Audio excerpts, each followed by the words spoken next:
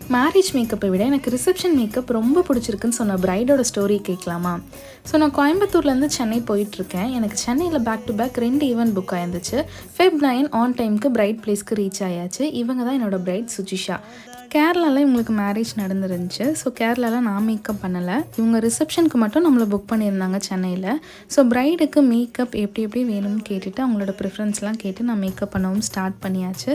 So பிரைடுக்கு ஐ லுக்லேருந்து எல்லாமே எனக்கு இப்படி தான் வேணும்னு சொல்லியிருந்தாங்க. ஸோ ஐ லுக், லிப்ஸ்டிக் ஷேட்ஸ்லேருந்து எல்லாமே பிரைட் கிட்ட கேட்டு உங்களுக்கு பிடிச்ச மாதிரி நான் பண்ணியிருந்தேன்.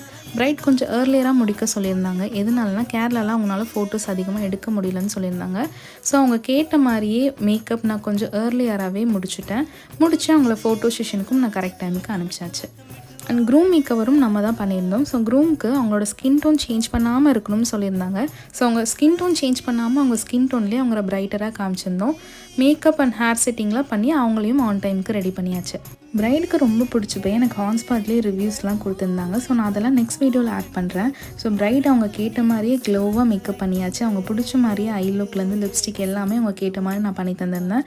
ஸோ எனக்கும் ரொம்ப சாட்டிஸ்ஃபைட். பிரைட் அண்ட் க்ரூம் 2 பேருமே அழகாக இருந்தாங்க. இந்த ஈவெண்ட் சூப்பராக முடிச்சு நெக்ஸ்ட் ஈவெண்ட்டுக்கு கிளம்பியாச்சு. ஸோ நெக்ஸ்ட் ஈவெண்ட் நமக்கு ஈசிஆரில். ஸோ நானும் என் தம்பியும் ஈசிஆருக்கு கிளம்பியாச்சு.